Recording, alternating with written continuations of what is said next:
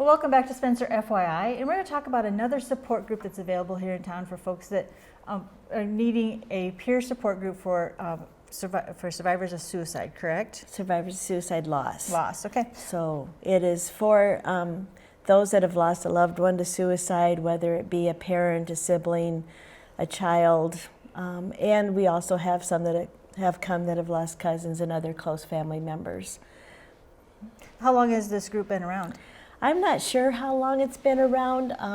Vicki Heckroth is the one that started it, and you might be familiar with the GLASS support group. She unfortunately passed away a couple years ago now. I've been leading the support group with the assistance of my co-facilitator, Gloria Neiman, for the past several years. And our support group meets on the second Saturday of the month. We recently had to find a new home for our meetings because we lost Grand Avenue Community Outreach. So we're now meeting at First Christian Church in Spencer. Our meetings last from 9:30 in the morning till 11 in the morning. Sometimes we go a little bit longer depending on need. And you don't need to call ahead or register or anything to attend our support groups. It is kind of nice to have a conversation before you come, so we can get acquainted before you come to the meeting. Our support groups, our meetings are small, usually 5 to 6 people attend. And people come and go from the support group as they feel the need to attend. So why is this important? Why is this support group important? After you've lost someone to suicide, it's so devastating. It's helpful to talk to others that have also gone through that type of loss because it is different.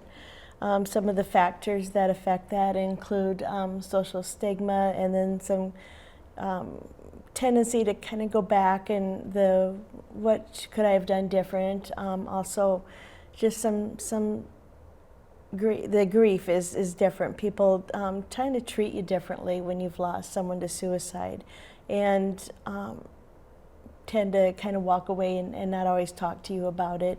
And you still need to acknowledge your loved one and talk about, mention their name. And so it's a place where you can do that. And it's a safe space. I want to say that people that come there, we assure confidentiality as you would with a 12-step program. It is not a 12-step type program, and it doesn't follow a formal format. So we just kind of see how what people's needs are when they start attending. So I guess you kind of answered this question a little bit, but what kind of people expect if they do come? To find someone that understands what they're going through and has been there. Do you have like a formal agenda that you follow, or is it just kind of a fluid? It's fairly fluid. Sometimes we watch a video to direct our discussion. And so those are some of the things that we do. Okay. Once again, where are those meetings held at, and when are they? They're at First Christian Church in Spencer, and they're from 9:30 to 11 in the morning. On Saturday, the second Saturday of the month. Second Saturday of the month. Okay. Do you have a website or a Facebook page or anything where folks can kind of follow? Or? I usually post when we're having a meeting publicly on Facebook. So so I have posted it as an event, and I haven't had a huge response with doing that as a monthly Facebook event.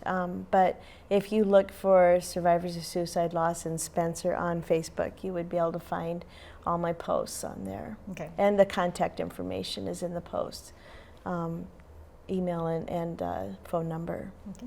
So if folks are interested, they could reach out to you then? Yes, they can reach out to myself or Gloria. Her numbers are also listed there. Okay, sounds good. And I know you have kind of a big day coming up. Yes, we have this Saturday, we have International Survivors of Suicide Loss Day. That is an event that was established through Congress in 1999. We are sponsored by the American Foundation for Suicide Prevention. We are not an official chapter, but we are sponsored by them and have materials from the American Foundation for Suicide Prevention. This event, this coming Saturday, the 23rd, is always held on the Saturday before Thanksgiving. We start at 11 o'clock, and we usually wind up around 2:30 or 3 o'clock. Okay, and where's it going to be held at? That's going to be held at First Christian Church here in Spencer also. Okay. Any kind of RSVP needed or anything for that? No, I would recommend contacting me ahead of time. My phone number is 712-260-7072, and you can text or call me, just kind of for a head count so we know how many people are coming, and I can answer any questions that you might have. Okay. What's planned for the day? Is there anything? We plan usually with introductions. We have kind of a get acquainted. We talk a little bit. We have a candle ceremony that we do. We show a video from the American Foundation for Suicide Prevention that is about other people that have lost a loved one to suicide and how they cope and some of the things that they have found helpful. One thing I have found is that we don't offer advice. Everybody's grief is different. We want them to feel comfortable, and we're not saying this is what you should do, or we will say these are some of the things that you can do that will help. We then have lunch, we have snacks, we have a craft activity at the end of the afternoon. We don't have any official panel discussion members this time, so it's also fairly informal. And a lot of times we'll find people that come where their loss is fairly recent, and it's consoling and helpful for them to come to Survivor Day. And kind of maybe a good introduction maybe to if they've not been to the support group. Yes, yep, that too.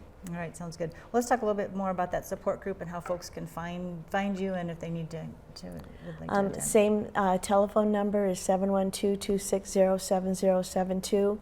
You can send a friend request to me on Facebook. My name is Lynn Graesing. My last name is spelled Graesing.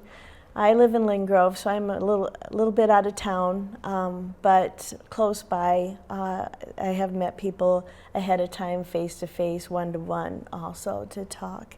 And not everybody's comfortable with a support group, but just to reassure you that right at this time our numbers are fairly small, so it's a more intimate type of support group. It's a peer support group, which means that it's just people that have gone through the same type of loss that you have.